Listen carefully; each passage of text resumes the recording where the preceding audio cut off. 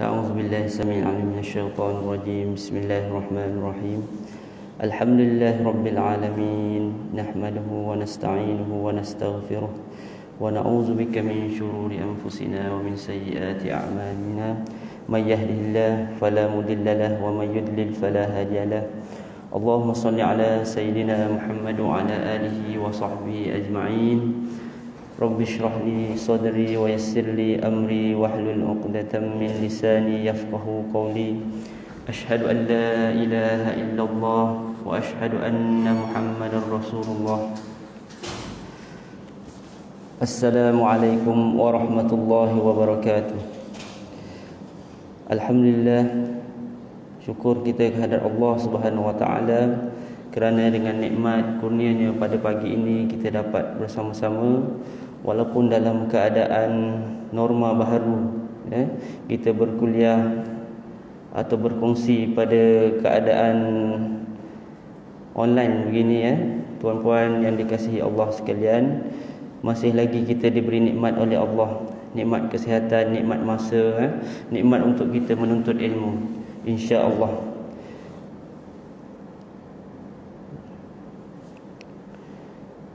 Yang dikasihi pengurusi surau Mukhlisin Taman Pelangi Semenyih, AJK surau, AJK surau yang sama-sama hadir pada pagi ini, yang kita mulakan dengan solat subuh berjemaah. Sebenarnya AJK surau yang bertugas inilah sebenarnya menggalas tugas fardu kifayah tuan-puan, untuk menunaikan solat berjemaah di taman kita ini, insya-Allah. Alhamdulillah. Okay, insya-Allah pada pagi ini sekadar perkongsian untuk kita sama-sama mengambil iktibar daripada surah. InsyaAllah saya akan membincangkan surah Ali Imran ayat 133 hingga 136. Jika berkesempatan insyaAllah sampai 136. Okay, kalau tidak berkesempatan kita ambillah 2-3 ayat. Okay, jadi untuk perkongsian kita pada pagi ini, okay,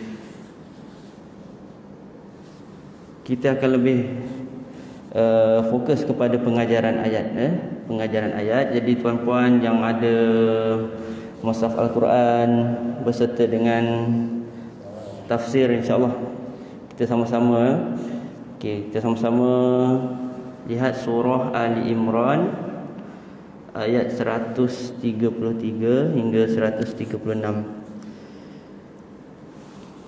Insya-Allah pada permulaannya kita baca dulu ayat ini. Kalau dalam mushaf saya dalam muka surat 67. A'udzu billahi minasy syaithanir rajim. Wasari'u ila maghfiratin min rabbikum wa jannatin 'arduha as-samawati wal ard u'iddat lil muttaqin. الذين ينفقون في السراء والضراء والكاظمين الغيظ والعافين عن الناس والله يحب المحسنين. والذين إذا فعلوا فاحشة أو ظلموا أنفسهم ذكروا الله فاستغفروا لذنوبهم ومن يغفر الذنوب إلا الله ولم يصروا على ما فعلوا وهم يعلمون. أولئك جزاؤهم مغفرة من ربهم وجنات تجري من تحتها الأنهار khalidina fiha wa ni'ma ajrul 'amilin. Okay, insya-Allah kita akan tengok maksud beberapa ayat serta huraian. Insya-Allah kita akan pergi satu persatu jika berkesempatan, insya-Allah. Okay, kita tengok ayat 133 terlebih dahulu. Dan bersegeralah kamu mencari keampunan daripada Tuhanmu dan mendapatkan syurga yang luasnya seluas langit dan bumi, yang disediakan bagi orang-orang yang bertakwa. Kita tengok ayat 133. Yang pertamanya, Allah mulakan ayat tersebut dengan segera. Wasari'u, segeralah kamu kepada pengampunan Allah. Jadi dengan bahasa yang kita mudah untuk kita faham ialah kita hendaklah bersegera bertaubat. Dalam ayat Al-Quran banyak Allah sebut tentang segera. Dan ada ayat lain Allah sebut fastabiqu, bersegera, berlumba-lumba, dengan bahasa yang lebih mudah kita faham. Jadi dalam bab bertaubat ini kita hendaklah bersegera. Kita tidak boleh menangguh-nangguhkan taubat kita, memohon keampunan daripada Allah. Kemudian setelah kita memohon keampunan daripada Allah, Allah menyebut tentang sifat syurga. Allah menyebut tentang sifat syurga. Wa jannatin 'arduhas samawati wal ard, dan syurga itu yang mana luasnya seluas langit dan bumi. Nak gambar ni bahawa betapa luasnya syurga itu, Allah menggambarkannya seluas langit dan bumi. Kemudian Allah sambung lagi, uiddat lil muttaqin, yang mana Allah sediakan untuk orang-orang yang bertakwa. Di sinilah tuan-puan, pada pagi ini insya-Allah kita akan fokus kepada ciri-ciri orang bertakwa. Sebenarnya dalam ayat Al-Quran banyak Allah sebut tentang ciri-ciri orang bertakwa. Kalau kita lihat pada surah Al-Baqarah sendiri, Allah sebut tentang ciri-ciri orang bertakwa. Kemudian bila kebiasaannya dalam Al-Quran, bila Allah menceritakan tentang orang bertakwa, Allah akan sertakan ciri-ciri orang-orang bertakwa. Jadi insya-Allah pada pagi ini kita akan tengok ciri-ciri orang bertakwa berdasarkan surah Ali Imran ayat 133 hingga 136. Kemudian kita tengok ayat yang seterusnya 134. 134, iaitu orang yang berinfak pada waktu lapang maupun sempit, dan orang-orang yang menahan amarahnya dan memaafkan kesalahan orang lain, dan Allah mencintai orang-orang yang membuat kebaikan. Allah sambung ayat tersebut dengan menceritakan ciri-ciri orang yang bertakwa. Yang pertamanya, allazina yunfikuna fis sarra'i wad dharra, iaitu orang yang menginfakkan hartanya pada waktu senang dan susah. Secara mudahnya kita faham ialah orang yang infak pada waktu senang dia infak, pada waktu susah pun dia infak. Bila waktu senang kita infaklah cara senang, kemudian waktu susah kita tetap juga infak. Walaupun kita dalam keadaan susah, kita tetap juga infak. Secara mudah untuk kita faham begitulah, menginfakkan harta pada waktu senang dan susah.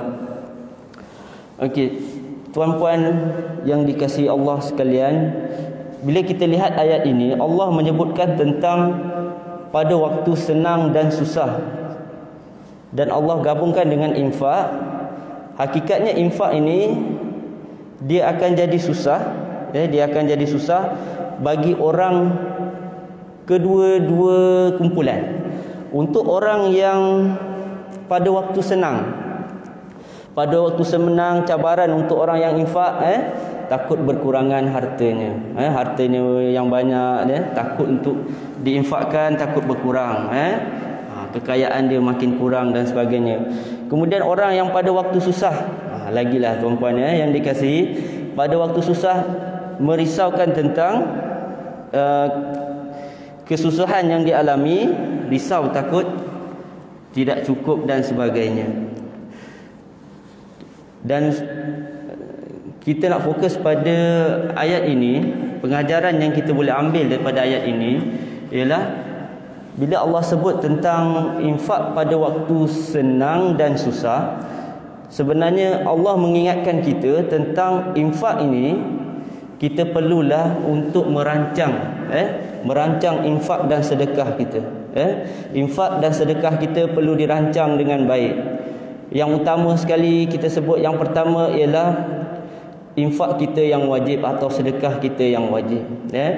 Sedekah kita yang wajib contohnya zakat. Zakat. Jadi zakat ni sebenarnya perkara yang kita perlu keluarkan untuk membersihkan harta kita apabila cukup tempoh dan jumlahnya, atau bahasa disebut sebagai haul dan nisab.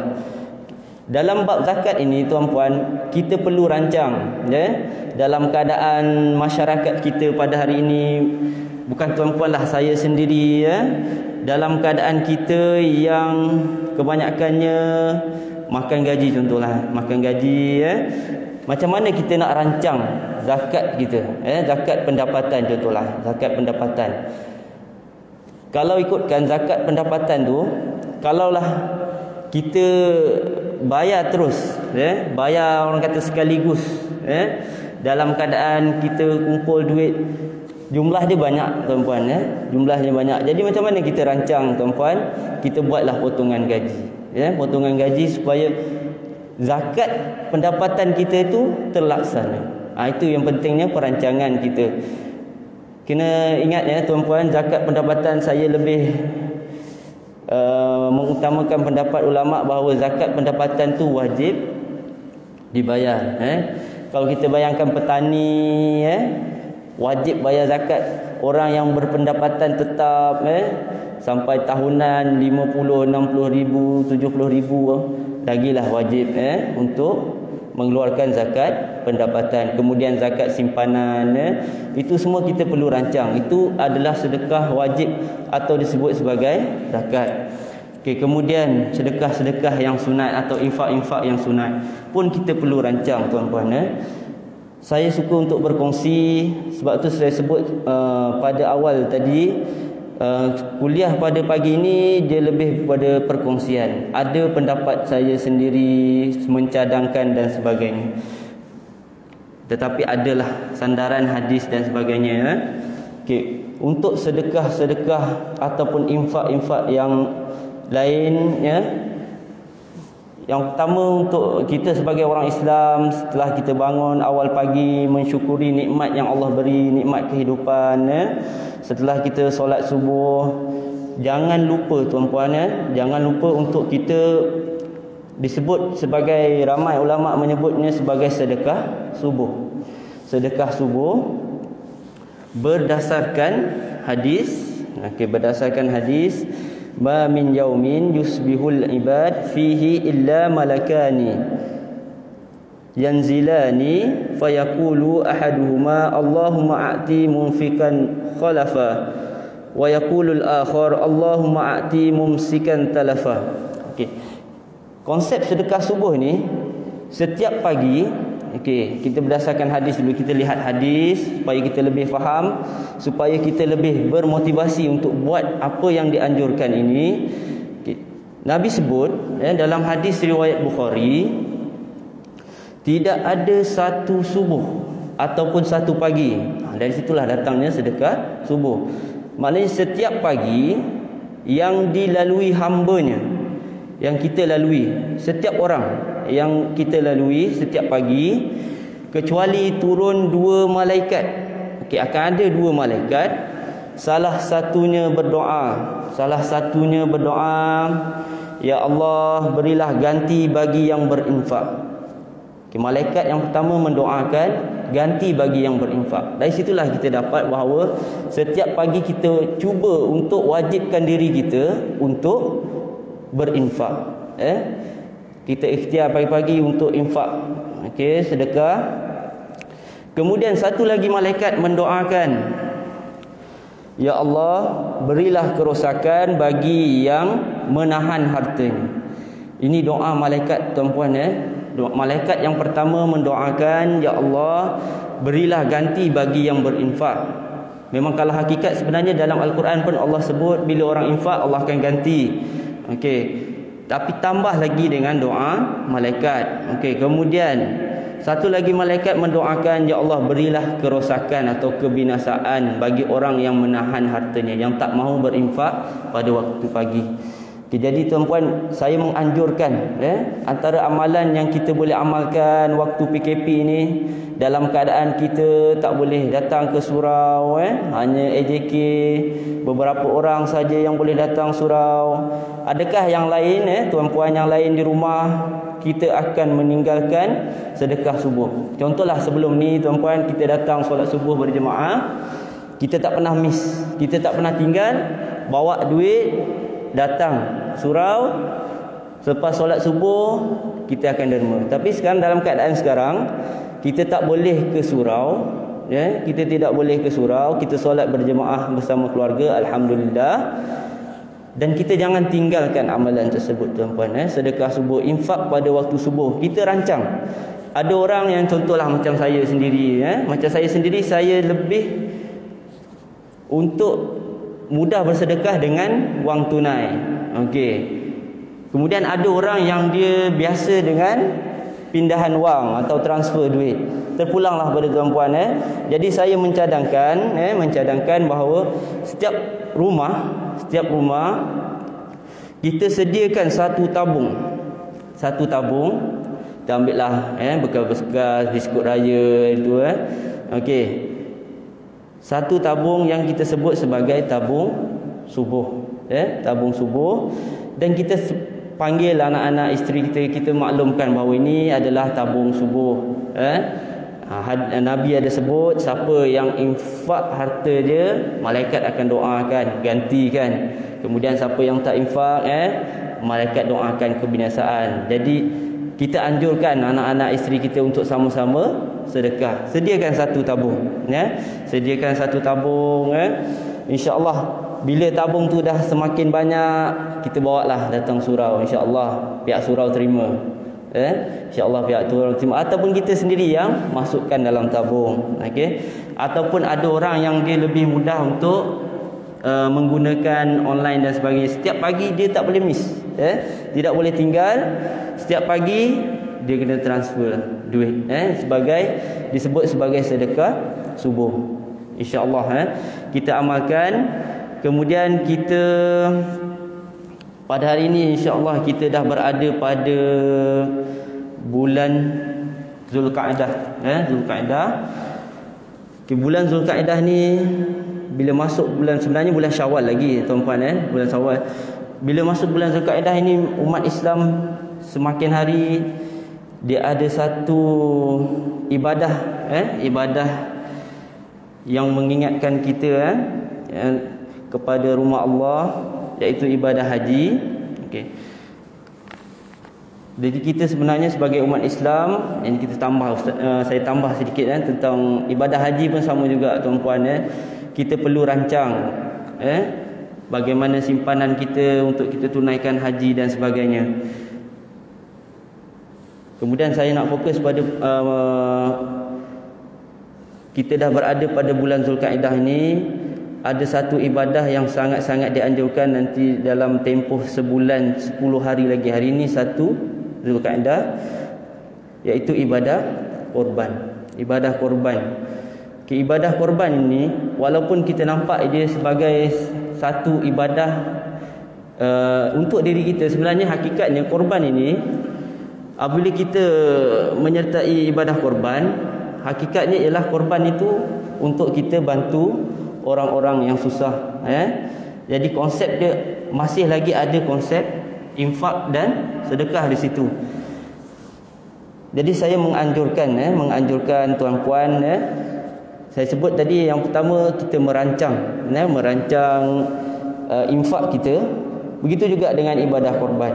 Ibadah korban, kalau ikut kepada, bukan tuan-puan lah, saya sendiri dan sebagainya, kita ni masyarakat yang budayanya masyarakat installment, bayar bulan-bulan. Okey. Jadi ibadah korban ini untuk tahun-tahun lepas, jumlahnya lebih kurang dalam 700 hingga 800 satu bahagian. Jadi apa perancangan kita? Perancangan kita untuk ibadah korban pada tahun ini. Jadi mulai sekarang kita dah mula simpan duit atau kita ambil agihan gaji kita setiap bulan untuk kita sertai ibadah korban. Seperti mana Allah sebut dalam surah Al-Kautsar, fasalli li rabbika wanhar. Dan solatlah untuk Tuhan kamu dan berkorbanlah. Jadi dari situlah tuan-puan yang dikasihi Allah sekalian, kita rancang, walaupun kita masih lagi tidak tahu sama ada ibadah korban dibenarkan atau tidak, tapi untuk diri kita kita rancang bahawa tahun ni insya-Allah kalau ada ibadah korban, kalau majlis buka SOP dah benarkan, aku akan masuk. Kalau tidak dibenarkan, insya-Allah kita akan gunakan duit tersebut untuk ibadah korban di tempat-tempat atau di luar negara. Ibadah korban ini satu benda yang sangat-sangat penting, ibadah yang mendekatkan diri kita kepada Allah. Kita sanggup berkorban demi nak dekatkan diri kita kepada Allah. Seperti mana Allah sebut dalam surah Al-Hajj, lan yanalallaha luhumaha wala dima'uha walakin yanaluhut taqwa minkum. Daging dan darah haiwan korban itu sekali-kali tidak akan sampai kepada Allah, tetapi yang sampai kepada Allah ialah takwa kita. Sebab itulah tuan-puan, saya sangat menganjurkan ibadah korban ini. Ibadah korban kita jadikanlah satu program ataupun satu ibadah tahunan bagi kita. Setiap tahun insya-Allah kita akan sertai ibadah korban. Kita sebut sikit ibadah korban ini, pendapat Tuan Guru Dr. Abdul Basit Abdul Rahman. Ibadah korban ini sebenarnya kita utamakan di tempat kita sendiri, tempat kita berada. Kita sertai ibadah korban di tempat kita. Kemudian ada orang sebut pula tentang ibadah-ibadah korban di luar negara. Seperti mana pendapat dia sebut, kita utamakan tempat kita sendiri. Kemudian kalaulah kita masuk bahagian tempat kita sendiri, kemudian ada orang kempen, ustaz boleh tak kita join dekat Kemboja dan sebagainya, mereka lebih susah, mana kita masuk dua-dua bahagian.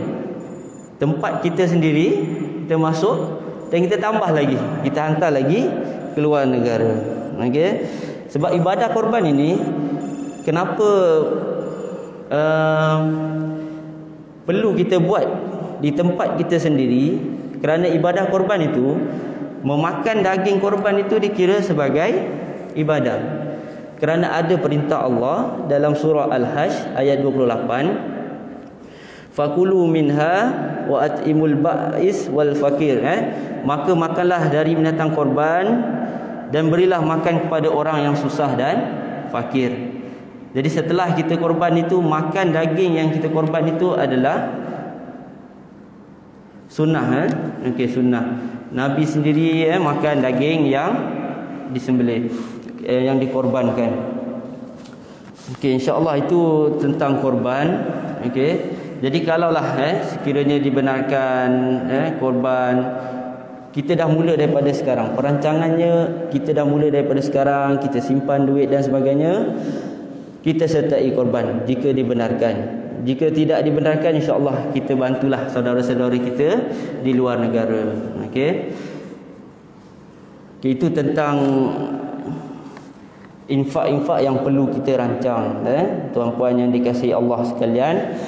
Kita tengok apakah rumusan infak itu sendiri. Saya suka untuk kita sama-sama lihat surah Al-Baqarah ayat 261. InsyaAllah tuan-tuan yang ada mushaf, kita tengok sama-sama ayat 261. Ayat ni biasa kita dengar, anak ceritanya tentang kelebihan kita berinfak. Tapi tuan-puan, kalau ada kelapangan, ada mushaf dekat dengan tuan-puan, kita tengok sendiri. Biasa kita dengar ustaz baca, hari ni kita dengar dan kita tengok sendiri. Allah gambarkan kelebihan orang yang berinfak. Allah gambarkan tentang kelebihan orang berinfak. Ayat 261, Masalul ladzina yunfikuna amwalahum fi sabilillah kamasali habbatin ambatat sab'a sanabila fi kulli sumbulatin mi'atu habbah wallahu yudha'ifu liman yasha wallahu wasi'un alim. Okay, Allah gambarkan tentang orang yang berinfak ni umpama, kita tengok maksud dia, perumpamaan bagi orang yang mendermakan harta di jalan Allah seperti sebutir biji yang menumbuhkan 7 tangkai. Pada setiap tangkai ada 100 biji. Allah melipat gandakan bagi sesiapa yang dia kendaki dan Allah Maha Luas lagi Maha mengetahui.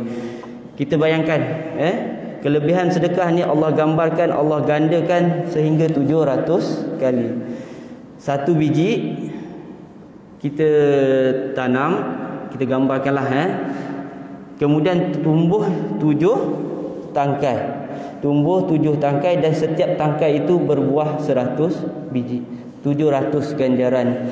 Sebenarnya 700 ganjaran itu adalah gambaran yang Allah nak sebut tentang betapa banyaknya ganjaran yang Allah beri sekiranya kita berinfak. Hakikatnya lebih lagi sebenarnya pahala atau gandaan orang yang berinfak. Kemudian infak ini juga Allah gambarkan dalam surah Al-Munafiqun. Okey, Al-Munafiqun, tentang kita nak rebut peluang untuk infak ini, tuan-puan. Kita nak rebut peluang untuk infak ini. Kita ambil ayat-ayat yang mana boleh memberi motivasi kita untuk banyak berinfak. Allah sebut dalam surah Al-Munafiqun ayat yang ke-9, ayat yang ke-10, ayat yang ke-10,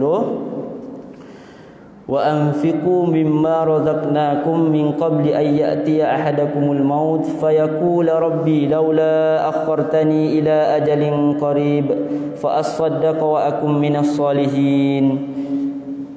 Dan belanjakanlah, dermakanlah sebahagian daripada rezeki yang kami berikan kepada kamu sebelum seseorang daripada kamu sampai ajal maut kepadanya.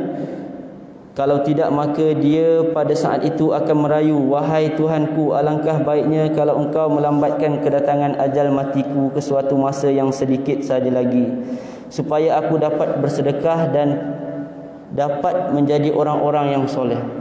Dalam surah Al-Munafiqun ni Allah sebut tentang orang yang dah mati. Sebenarnya hakikatnya bukan orang yang, semua orang pada saat bila dah mati dia akan rasa menyesal semua, termasuk kita orang-orang yang beriman, akan rasa menyesal sebab kita tak buat yang terbaik di dunia ini. Jadi antara permintaan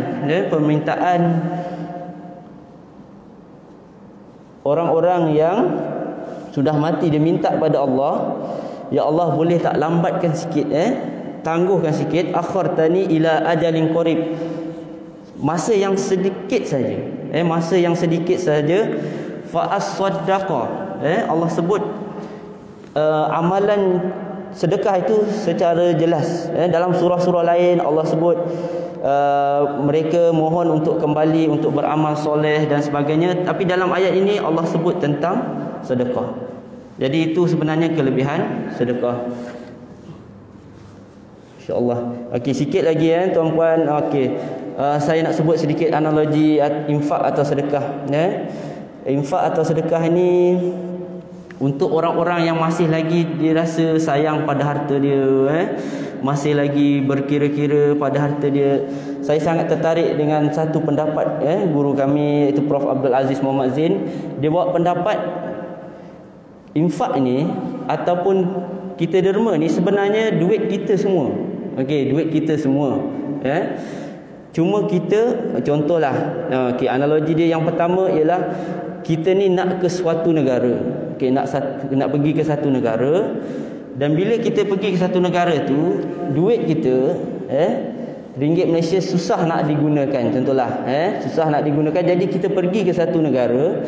Jadi sebelum kita sampai ke negara tersebut, kita perlu tukar duit tu.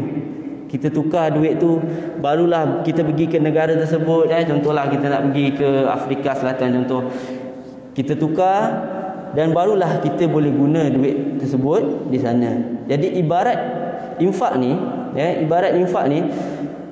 kita nak ke alam yang satu lagi, alam yang kekal abadi. Kita nak berpindah alam. Jadi di alam tersebut,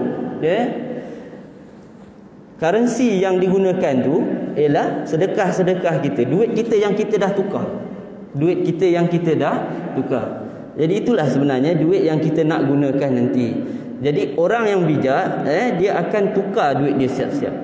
Sebab dia dah yakin, kullu nafsin za'iqatul maut, setiap orang itu akan mati. Jadi di saat kematian itu, duit yang diinfakkan itulah yang akan bermanfaat bagi dia. Jadi orang yang bijak, dia transfer siap-siap, tukar siap-siap. Kemudian disebut juga tentang orang yang infak ni, ibaratnya duit dia kita pindah poket saja, masih lagi duit kita.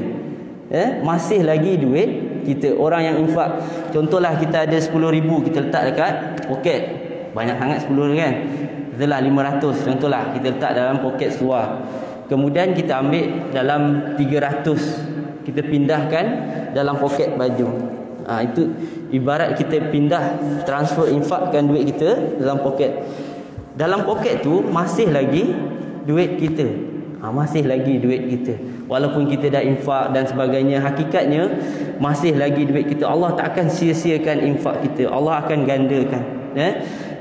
Jadi insya-Allah janganlah kita takut untuk berinfak. Sebab hakikatnya infak itulah yang akan bermanfaat kepada kita di saat kita sudah berpindah ke alam yang lain. Jadi insya-Allah kita rebut peluang, kelebihan yang Allah berikan pada hari ini, masa yang Allah berikan, umur yang Allah berikan, rezeki yang Allah berikan, kita manfaatkan. Kita pindahkan duit kita itu menjadi amal soleh kita, menjadi pahala kepada kita, insya-Allah. Jadi itu untuk sedekah. Kemudian kita tak sempat untuk sampai 136 rasanya. Kita tengok seterusnya, ciri-ciri orang bertakwa yang seterusnya. Mungkin kita habis sampai ayat 134 insya-Allah tuan-puan. Ayat seterusnya kita lihat wal kaziminal ghais, iaitu menahan kemarahannya. Orang yang bertakwa, ciri orang bertakwa yang kedua ialah menahan kemarahannya. Menahan kemarahannya di saat kita boleh marah, di saat kita boleh marah. Sebab Allah sebut dalam Al-Quran ini, memang ciri sifat manusia ni memang dia akan ada perasaan marah. Di saat kita boleh marah, kita memilih untuk tidak marah, menahan kemarahan kita dalam perkara-perkara dunia, perkara-perkara yang harus cukuplah sekadar dengan teguran. Itu Allah sebut kita kena tahan kemarahan. Contoh yang mudah lah tuan-puan, kita ambil anak-anak kita lah, contohlah anak-anak kita dan sebagainya. Kita ambil yang dekat lah, kita tak payah ambil yang jauh-jauh, kita ambil yang dekat. Kita bawa benda tu ke dalam kehidupan kita yang lebih jauh. Contohlah anak-anak kita bila dia pecahkan gelas ke dan sebagainya, saat tu kita rasa macam nak marah dan sebagainya, sebab dia dah merosakkan, contohlah dia merosakkan satu benda yang kita sayang dan sebagainya. Tapi kita tahan kemarahan, kita tahan sebab benda itu masih lagi dalam konteks perkara-perkara yang dunia dan perkara-perkara yang harus kita pilih untuk tahan kemarahan. Tapi kalau untuk perkara-perkara kemungkaran, maksiat dan sebagainya, memang wajar kita marah, tapi dalam keadaan kita terkawal. Sebab marah ini bahayanya bila dia terlebih. Contohlah dalam perkara-perkara maksiat kita rasa nak marah dan sebagainya. Kemarahan itu kadang-kadang dia boleh menghilangkan fokus kita. Yang pertama, kita nak mencegah kemungkaran, tetapi kerana marah dia dah bertukar. Sebab itulah sebenarnya sebagai orang yang beriman kita perlu menahan kemarahan. Insya-Allah kita seterusnya Ciri yang seterusnya, wal afina 'anin nas, dan memaafkan kesalahan orang lain. Memaafkan kesalahan orang lain, memaafkan. Kalau ditanya antara memaafkan dan minta maaf, mana yang lebih mudah? Pastinya orang akan jawab minta maaf, Ustaz, lebih mudah. Sebab memaafkan ini satu benda yang berat bagi orang yang dizalimi. Bila dia dizalimi atau ada orang buat salah pada dia dan sebagainya, memaafkan itu lebih berat. Sebab tu Allah sebut tentang ciri orang bertakwa, dia boleh memaafkan kesalahan orang lain. Kita tengok satu maksud hadis. Maksud hadis daripada riwayat Muslim, dan Allah menambah kepada seorang hamba dengan sebab kemaafan yang diberi kepada orang lain, melainkan kemuliaan. Allah akan tambah kemuliaan orang yang memaafkan, dan dia tidak merendah diri seorang itu, melainkan Allah mengangkat darjatnya. Dan Allah angkat darjat orang yang memaafkan kesalahan orang lain. Jadi tuan-puan yang dikasihi Allah sekalian, kita buat sedikit kesimpulan kesimpulan berdasarkan ciri-ciri orang yang bertakwa. Yang pertama, Allah sebut, kita tak sempat habis sampai 136 sampai 134. Yang pertama, Allah sebut tentang orang yang menginfakkan hartanya pada waktu senang dan susah. Kemudian kita dah bincang tentang orang yang menahan kemarahannya. Kemudian dan orang yang memaafkan kesalahan orang lain. Dan akhir 134 tu Allah sebut Allah suka kepada orang-orang yang berbuat kebaikan. Jadi tuan-puan yang dikasihi Allah sekalian, saya rasa untuk pagi ini kita sempat sampai ayat 134 saja, insya-Allah. Kalau diberi peluang kita akan sambung lagi.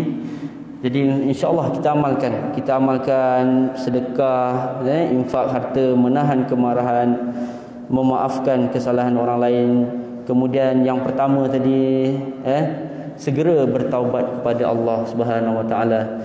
Jadi sekadar itu saja perkongsian saya pada pagi ini. Jika ada salah dan silap, mohon maafkan. Jika ada teguran, bolehlah tegur, insya-Allah. Kita dengan hati yang terbuka, bagi orang Islam kita perlu terima teguran. Jadi sekadar itu saja. Aku liqauli hadza wa astaghfirullah li wa lakum. Wassalamualaikum warahmatullahi wabarakatuh. Subhanakallahumma wa bihamdika asyhadu an la ilaha illa anta astaghfiruka wa atubu ilaik.